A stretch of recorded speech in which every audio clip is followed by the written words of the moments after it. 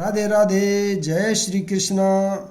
श्रीमद् भागवत गीता का पहला अध्याय का जो शेष बचा हुआ है उसको आगे की तरफ बढ़ाते हुए मैं पढ़ रहा हूँ। इसे ध्यानपूर्वक सुने ताकि इसका आप पूरा लाभ उठा सको। अर्जुन ने कहा, हे कृष्ण, इस प्रकार युद्ध की इच्छा रखने वाले अपने मित्रों तथा संबंधियों को अपने समक्ष उपस्थित देखकर मेरे शरीर के अंग काँप रहे हैं और मेरा मुंह सूखा जा रहा है। यथार्थ भक्ति से युक्त मनुष्य में वे सारे सद्गुण रहते हैं जो सत्पुरुषों या देवताओं में पाए जाते हैं, जबकि अभक्त अपनी शिक्षा तथा संस्कृति के द्वारा भौतिक योग्यताओं में चाहे कितना ही उन्नत क्यों न हो, इन ईश्वरीय गुणों से विहीन होता है। अतः स्वजनों, मित्रों तथा संबंधियों को युद्ध भूमि में देखते ही अर्जुन उन सबों के लिए करुणा से अभिभूत हो गया जिन्होंने परस्पर युद्ध करने का निश्चय किया था। जहाँ तक उसके अपने सैनिकों का संबंध था, वह उनके प्रति प्रारंभ से दयालु था, किंतु विपक्षी दल के सैनिकों की आसन मृत्यु को देखकर वह उन पर भी दया का अनुभव कर रहा था। और जब वह इस प्रकार सोच रहा था तो उसके अंगों में कंपन होने लगा और मुंह सूख गया। उन शब्दों युद्धाभिमुख देखकर उसे आश्चर्य भी हुआ। प्राय सारा कुटुंब, अर्जुन के सगे संबंधी उससे युद्ध करने आए थे। यद्यपि इसका उल्लेख नहीं है, किंतु तो भी सहज अनुमान लगाया जा सकता है कि न केवल उसके अंग काँप रहे थे और मुंह सूख रहा था, अपितु वह दयावंश रुदन भी कर रहा था। अर्जुन में ऐसे लक्षण किसी दुर्बलता के कारण नहीं, अपितु हृदय की कोमलता के कारण थे, जो भगवान के शुद्ध भक्त का लक्षण है। अतः कहा गया है, जो भगवान के प्रति अविचल भक्ति रखता है उसमें देवताओं के सद्गुण पाए जाते हैं, किंतु जो भगवत भक्त नहीं है उसके पास भौतिक योग्यताएं ही रहती हैं, जिनका कोई मूल्य नहीं होता। इसका कारण यह है कि वह मानसिक धरातल पर मंडराता रहता है और उज्ज्वल माया के द्वारा अवश्य ही आकृष्ट होता है। मेरा सारा शरीर काँप रहा है, मेरे रोंगटे खड़े हो रहे हैं, मेरा गांडीव धनुष मेरे हाथ से सरक रहा है और मेरी त्वचा जल रही है। शरीर में दो प्रकार का कंपन होता है और रोंगटे भी दो प्रकार से खड़े होते हैं। ऐसा या तो आध्यात्मिक परमानंद के समय या भौतिक परिस्थितियों में अत्यधिक भय उत्पन्न होने पर होता है। दिव्य साक्षात्कार में कोई भय नहीं होता। इस अवस्था में अर्जुन के जो लक्षण हैं वे भौतिक भय अर्थात जीवन की हानि के कारण हैं। अन्य लक्षणों से भी यह स्पष्ट है, वह इतना अधीर हो गया कि उसका विख्यात धनुष गांडीव उसके हाथों से सरक रहा था और उसकी त्वचा में जलन उत्पन्न हो रही थी। ये सब लक्षण ध्यात्म बुद्धि से जनिंजय हैं। मैं यहाँ अब और अधिक खड़ा रहने में असमर्थ हूँ। मैं अपने को भूल रहा हूँ और मेरा सिर चकरा रहा है। हे कृष्ण, मुझे तो केवल अमंगल के कारण दिख रहे हैं।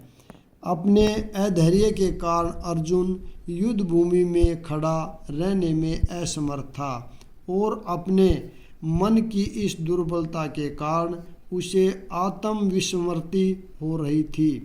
भौतिक वस्तुओं के प्रति आध्यात्मिक आसक्ति के कारण मनुष्य ऐसी मोहमयी स्थिति में पड़ जाता है। ऐसा भय तथा मानसिक असंतुलन उन व्यक्तियों में उत्पन्न होता है जो भौतिक परिस्थितियों से ग्रस्त होते हैं। अर्जुन को युद्ध भूमि में केवल दुखदायी पराजय की प्रतीति हो रही थी।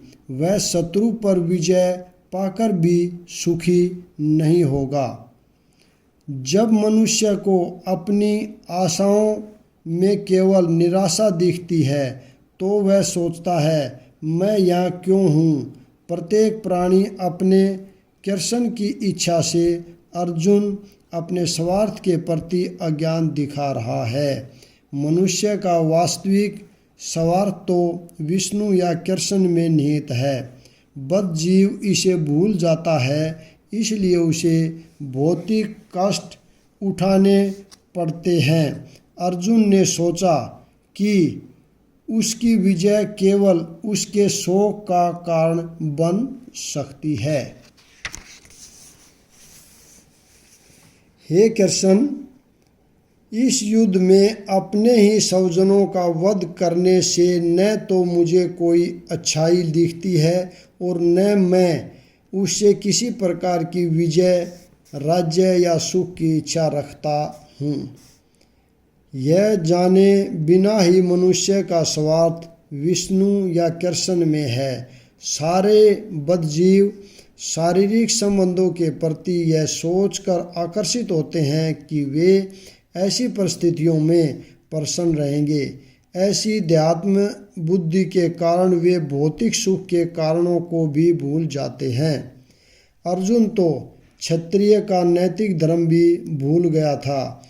कहा जाता है कि दो प्रकार के मनुष्य परम शक्तिशाली तथा जाज्वल्यमान सूर्यमंडल में प्रवेश करने के योग्य होते हैं। ये हैं, एक तो क्षत्रिय जो कृष्ण की आज्ञा से युद्ध में मरता है तथा दूसरा सन्यासी जो आध्यात्मिक अनुशीलन में लगा रहता है। अर्जुन अपने शत्रुओं को भी मारने से विमुख हो रहा है। अपने संबंधियों की बात तो छोड़ दें, वह सोचता है कि स्वजनों को मारने से उसे जीवन में सुख नहीं मिल सकेगा, अतः वह लड़ने के लिए इच्छुक नहीं है।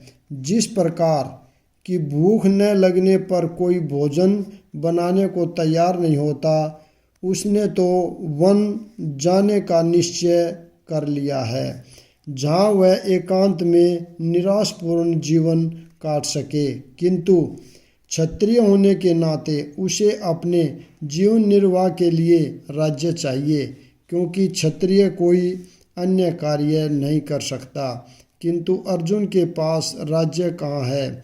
उसके लिए तो राज्य प्राप्त करने का एकमात्र अवसर है कि अपने बंधुओं बांधवों से लड़कर अपने पिता के राज्य का उत्तराधिकार प्राप्त करे, जिसे वह करना नहीं चाह रहा है।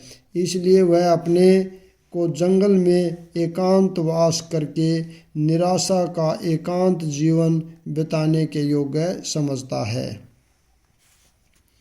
हे गोविंद, हमें राज्य, सुख अथवा इस जीवन से क्या लाभ, क्योंकि जिन सारे लोगों के लिए हम उन्हें चाहते हैं वे ही इस युद्ध भूमि में खड़े हैं।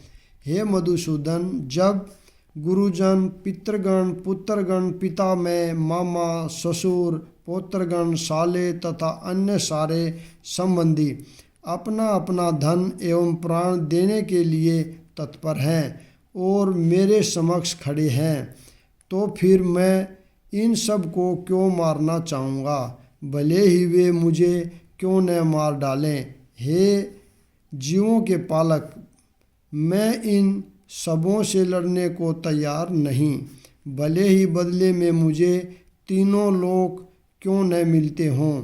इस पृथ्वी की तो बात ही छोड़ दें, भला धृतराष्ट्र के पुत्रों को मारकर हमें कौन सी प्रसन्नता मिलेगी। अर्जुन ने भगवान कृष्ण को गोविंद कहकर संबोधित किया, क्योंकि वे कौरवों तथा इंद्रियों की समस्त प्रसन्नता के विषय हैं। इस विशेष शब्द का प्रयोग करके अर्जुन संकेत करता है कि कृष्ण यह समझे कि अर्जुन की इंद्रियां कैसे तृप्त होंगी, किंतु गोविंद हमारी इंद्रियों को तुष्ट करने के लिए नहीं है।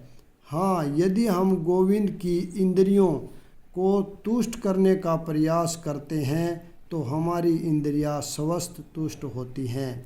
भौतिक तुष्टि से प्रत्येक व्यक्ति अपनी इंद्रियों को तुष्ट करना चाहता है और चाहता है कि ईश्वर उसके आज्ञा पालक की तरह काम करें, किंतु ईश्वर उनकी तृप्ति वहीं तक करते हैं जितनी के वे पात्र होते हैं, उस हद तक नहीं जितना वे चाहते हैं।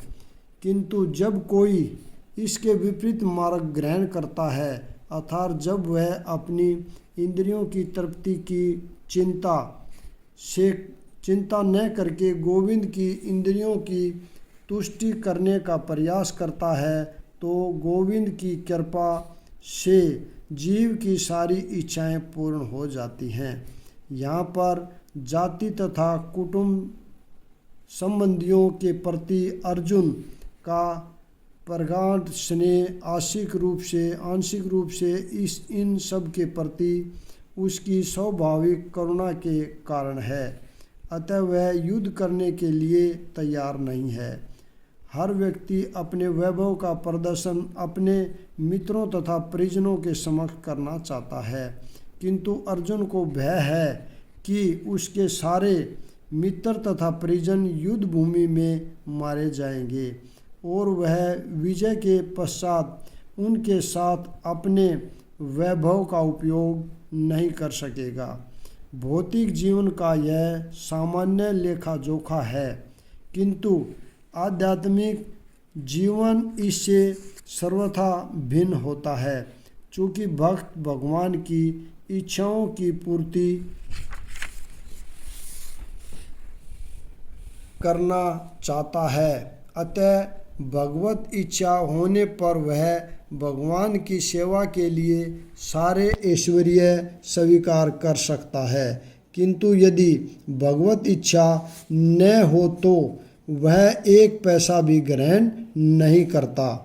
अर्जुन अपने संबंधियों को मारना नहीं चाह रहा था, और यदि उनको मारने की आवश्यकता हो तो अर्जुन की इच्छा थी कि कृष्ण स्वयं उनका वध करे।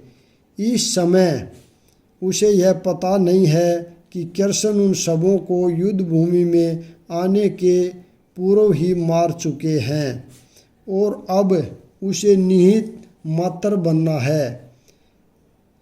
इसका उद्घाटन अगले अध्याय में होगा। भगवान का असली भक्त होने के कारण अर्जुन अपने अत्याचारी बंधु बांधवों से प्रतिशोध नहीं लेना चाहता था, किंतु यह तो भगवान की योजना थी कि सबका वध हो। भगवत भक्त दुष्टों से प्रतिशोध नहीं लेना चाहते, किंतु भगवान दुष्टों द्वारा भक्त के उत्पीड़न को सहन नहीं कर पाते। भगवान किसी व्यक्ति को अपनी इच्छा से क्षमा कर सकते हैं, किंतु यदि कोई उनके भक्तों को हानि पहुंचाता है तो वे उसे क्षमा नहीं करते। इसलिए भगवान इन दुराचारियों का वध करने के लिए उद्यत थे, यद्यपि अर्जुन उन्हें क्षमा करना चाहता था। यदि हम ऐसे आतंकियों का वध करते हैं तो हम पर पाप चढ़ेगा। अतः यह उचित नहीं होगा कि हम धृतराष्ट्र के पुत्रों तथा उनके मित्रों का वध करें। हे लक्ष्मीपति कृष्ण, इससे हमें क्या लाभ होगा और अपने ही कुटुंबियों को मारकर हम किस प्रकार सुखी हो सकते हैं। वैदिक आदेश अनुसार आतताई 6 प्रकार के होते हैं। विषय देने वाला, घर में अग्नि लगाने वाला, घातक हथियार से आक्रमण करने वाला, धन लूटने वाला, दूसरों की भूमि हड़पने वाला तथा पराई स्त्री का अपहरण करने वाला। ऐसे आतंकवादियों को तुरंत वध कर देना चाहिए, क्योंकि इनके वध से कोई पाप नहीं लगता। आतंकवादियों का इस तरह वध करना किसी सामान्य व्यक्ति को शोभा दे सकता है, किंतु अर्जुन कोई सामान्य व्यक्ति नहीं है। वह स्वभाव से साधु है और अतः वह उनके साथ साधुवत व्यवहार करना चाहता था, किंतु इस प्रकार का व्यवहार क्षत्रिय के लिए उपयुक्त नहीं है। यद्यपि राज्य के प्रशासन के लिए उत्तरदायी व्यक्ति को साधु प्रकृति का होना चाहिए, किंतु उसे कायर नहीं होना चाहिए। उदाहरणतः भगवान राम इतने साधु थे कि आज भी लोग राम राज में रहना चाहते हैं, किंतु उन्होंने कभी कायरता प्रदर्शित नहीं की। रावण आतताई था, क्योंकि वह राम की पत्नी सीता का अपहरण करके ले गया था, किंतु राम ने उसे ऐसा पाठ पढ़ाया जो विश्व इतिहास में बेजोड़ है। अर्जुन के प्रसंग में विशिष्ट प्रकार के आतंकवादियों से भेंट होती है। ये हैं उनके निजी पितामह, आचार्य, मित्र, पुत्र, पौत्र इत्यादि। इसलिए अर्जुन ने विचार किया कि उनके प्रति वह सामान्य आतताइयों जैसा कटु व्यवहार न करे। इसके अतिरिक्त साधु पुरुषों को तो क्षमा करने की सलाह दी जाती है। साधु पुरुषों के लिए ऐसे आदेश किसी राजनीतिक आपातकाल से अधिक महत्व रखते हैं। इसलिए अर्जुन ने विचार किया कि राजनीतिक कर देना श्रेयस्कर होगा, अतः क्षणिक शारीरिक सुख के लिए इस तरह वध करना, फिर अपने स्वजनों को मारकर अपने ही जीवन तथा शाश्वत मुक्ति को प्रकट में क्यों डाले। अर्जुन द्वारा कृष्ण को माधव अथवा लक्ष्मीपति के रूप में संबोधित करना भी सार्थक है। वह लक्ष्मीपति कृष्ण को यह बताता चाह रहा था कि वे उसे ऐसा काम करने के लिए प्रेरित न करें जिससे अनिष्ट हो, किंतु कृष्ण कभी भी किसी का अनिष्ट नहीं चाहते, भक्तों का तो कदापि नहीं। हे जनार्दन, यद्यपि लोभ से अभिभूत चित्त करने वाले ये लोग अपने परिवार को मारने या अपने मित्रों से द्रोह करने में कोई दोष नहीं देखते, किंतु हम लोग जो परिवार के विनष्ट करने में अपराध देख सकते हैं, ऐसे पाप कर्मों में क्यों प्रवृत्त हो। क्षत्रिय से यह आशा नहीं की जाती कि वह अपने विपक्षी दल द्वारा युद्ध करने या जुआ खेलने का आमंत्रण दिए जाने पर मना करे। ऐसी अनिवार्यता में अर्जुन लड़ने से नकार नहीं सकता, क्योंकि उसको दुर्योधन के दल ने ललकारा था। इस प्रसंग में अर्जुन ने विचार किया था कि हो सकता है कि दूसरा पक्ष इस ललकार के परिणामों के प्रति अनभिज्ञ हो, किंतु अर्जुन को तो दुष्परिणाम दिखाई पड़ रहे थे, अतः वह इस ललकार को स्वीकार नहीं कर सकता। यदि परिणाम अच्छा हो तो कर्तव्य वस्तुतः पालनीय है, किंतु यदि परिणाम विपरीत हो तो हम उसके लिए बाध्य नहीं होते। इन पक्ष विपक्षों पर विचार करके अर्जुन ने युद्ध न करने का निश्चय किया। कुल का नाश होने पर सनातन कुल परंपरा नष्ट हो जाती है और इस तरह शेष कुल भी अधर्म में परिवर्तित हो जाता है। वर्णाश्रम व्यवस्था में धार्मिक परंपराओं के अनेक नियम हैं जिनकी सहायता से परिवार के सदस्य ठीक से उन्नति करके आध्यात्मिक मूल्यों की उपलब्धि कर सकते हैं। परिवार में जन्म से लेकर मृत्यु तक के सारे संस्कारों के लिए वह वृद्ध लोग उत्तरदायी होते हैं, किंतु इन वयोवृद्धों की मृत्यु के पश्चात संस्कार संबंधी पारिवारिक परंपराएं रुक जाती हैं और परिवार के जो तरुण सदस्य बचे रहते हैं वे अधर्म में व्यसनों में प्रवृत्त होने से मुक्ति लाभ से वंचित रह सकते हैं। अतः किसी भी कारणवश परिवार के वयोवृद्धों का वध नहीं होना चाहिए।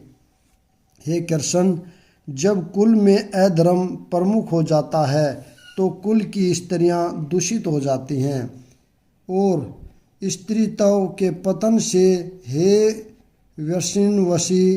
वर्षणवशी अवांछित संतानें उत्पन्न होती हैं।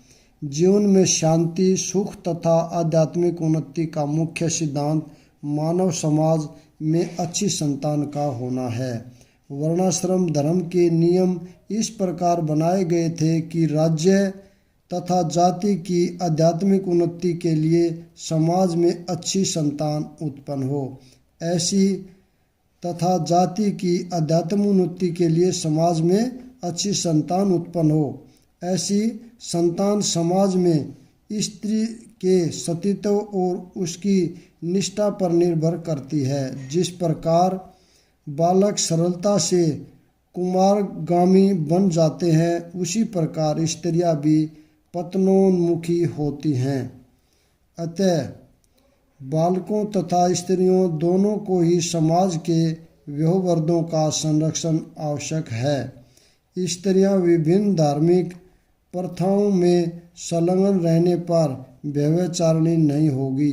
चाणक्य पंडित के अनुसार सामान्यतः स्त्रियां अधिक बुद्धिमान नहीं होती, अतः वे विश्वसनीय नहीं हैं, इसलिए उन्हें विविध कुल परंपराओं में व्यस्त रहना चाहिए और इस तरह उनके सतीत्व तथा अनुरक्ति से ऐसी संतान जन्मेगी जो वर्णाश्रम धर्म में भाग लेने के योग्य होगी।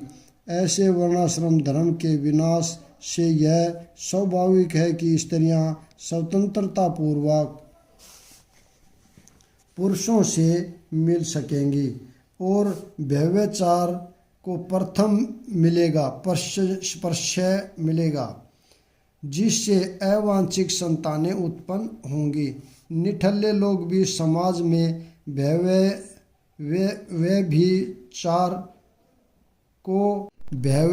व्यभिचार को प्रेरित करते हैं और इस तरह अवांछित बच्चों की बाढ़ आ जाती है, जिससे मानव जाति पर युद्ध और महामारी का संकट छा जाता है।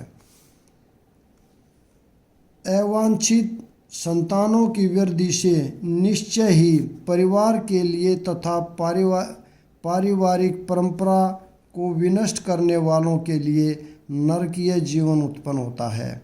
ऐसे पतित कुलों के पुरखे यानी पितर लोग गिर जाते हैं, क्योंकि उन्हें जल तथा पिंडदान देने की क्रियाएं समाप्त हो जाती है।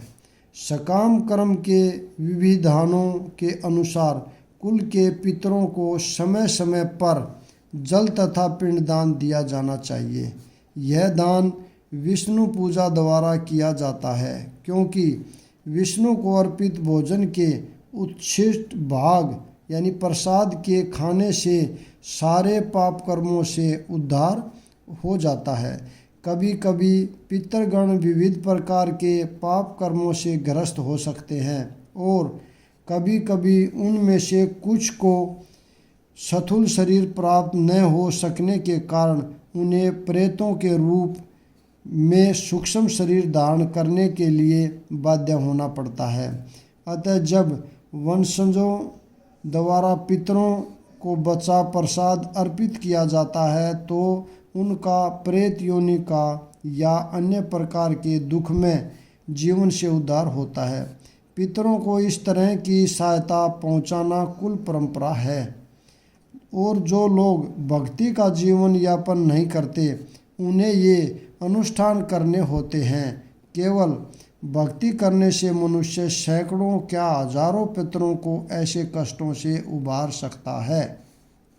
जो पुरुष अन्य समस्त कर्तव्यों को त्याग कर मुक्ति के दाता मुकुंद के चरण कमलों की शरण ग्रहण करता है और इस रथ पर गंभीरता पूर्वक चलता है, वह देवताओं, मुनियों, सामान्य जीवों, सज्जनों, मनुष्यों या पितरों के प्रति अपने कर्तव्य या ऋण से मुक्त हो जाता है।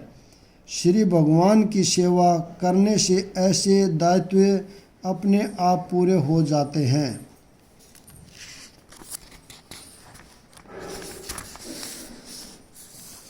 जो लोग कुल परंपरा को विनष्ट करते हैं और इस तरह अवांछित संतानों को जन्म देते हैं, उन्हें दुष्कर्मों के समस्त प्रकार की सामुदायिक योजनाएं तथा पारिवारिक कल्याण कार्य विनष्ट हो जाते हैं। सनातन धर्म या वर्णाश्रम धर्म द्वारा निर्धारित मानव समाज के चारों वर्णों के लिए सामुदायिक योजनाएं तथा पारिवारिक कल्याण कार्य इसलिए नियोजित हैं कि मनुष्य चरम मोक्ष प्राप्त कर सके। अतः समाज के उत्तरदायी नायकों द्वारा सनातन धर्म परंपरा के विखंडन से उस समाज में अव्यवस्था फैलती है। फलस्वरूप लोग जीवन के उद्देश्य विष्णु को भूल जाते हैं। ऐसे नायक अंधे कहलाते हैं और जो लोग इनका अनुगमन करते हैं वे निश्चय ही कुव्यवस्था की ओर अग्रसर होते हैं। वे प्रजापालक कृष्ण, मैंने गुरु परंपरा से सुना है कि जो लोग कुल धर्म का विनाश करते हैं वे सदैव नरक में वास करते हैं। अर्जुन अपने तर्कों को अपने निजी अनुभव पर न आधारित करके आचार्यों से जो सुन रखा था उस पर आधारित करता है। वास्तविक ज्ञान प्राप्त करने की यही विधि है। जिस व्यक्ति ने पहले से ज्ञान प्राप्त कर रखा है उस व्यक्ति की सहायता के बिना कोई भी वास्तविक ज्ञान नहीं पहुंच सकता। वर्णाश्रम धर्म की एक पद्धति के अनुसार मृत्यु के पूर्व मनुष्य को पाप कर्मों के लिए प्रायश्चित करना होता है। जो पाप आत्मा है उसे इस विधि का अवश्य उपयोग करना चाहिए। ऐसा किए बिना मनुष्य निश्चित रूप से नरक भेजा जाएगा जहाँ उसे अपने पाप कर्मों के लिए कष्ट में जीवन बिताना होगा। ओह कितने आश्चर्य की बात है कि हम सब जन्मदय पाप कर्म करने के लिए उद्यत हो रहे हैं। राज्य सुख भोगने की इच्छा से प्रेरित होकर हम अपने ही संबंधियों को मारने पर तुले हैं।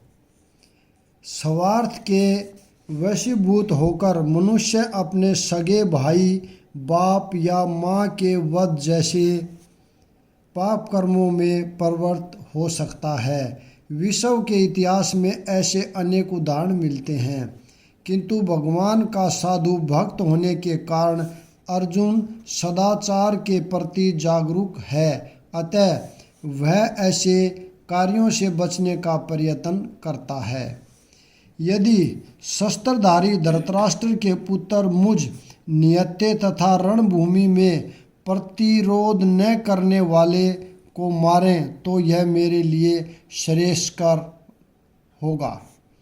क्षत्रियों के युद्ध नियमों के अनुसार ऐसी प्रथा है कि निहत्थे तथा विमुख शत्रु पर आक्रमण न किया जाए, किंतु अर्जुन ने निश्चय किया कि शत्रु भले ही इस विषय अवस्था में उस पर आक्रमण कर दे किंतु वह युद्ध नहीं करेगा। उसने इस पर विचार नहीं किया कि दूसरा दल युद्ध के लिए कितना उद्यत है। इन सब लक्षणों का कारण उसकी दयाद्रता है, जो भगवान के महान भक्त होने के कारण उत्पन्न हुई। संजय ने कहा, युद्ध भूमि में इस प्रकार कहकर अर्जुन ने अपना धनुष तथा बाण एक ओर रख दिया और संतप्त से रथ के आसन पर बैठ गया। अपने शत्रु की स्थिति का अवलोकन करते समय अर्जुन रथ पर खड़ा हो गया था, किंतु वह शोक से इतना संतप्त हो उठा कि अपना धनुष बाण एक ओर रख कर रथ के आसन पर पुनः बैठ गया। ऐसा दयालु तथा कोमल हृदय व्यक्ति जो भगवान की सेवा में रत हो, आत्मज्ञान प्राप्त करने के योग्य है। इस प्रकार भगवत गीता के प्रथम अध्याय कुरुक्षेत्र के युद्ध स्थल में सैन्य निरीक्षण का भक्ति वेदांत तात्पर्य पूर्ण हुआ। इससे अगला भाग अध्याय का जो 2 नंबर भाग है वो हम कल पढ़ेंगे। आप सभी से निवेदन है कि जो मैंने भगवत गीता का अध्याय नंबर 1 पढ़ा है उसको अच्छी तरह से सुने, और अच्छी तरह से सुनेंगे तभी अमल में आएगा और अच्छी तरह समझ में आएगा, ताकि इसका आप सभी को पूरा लाभ मिल सके। राधे राधे, जय श्री कृष्ण।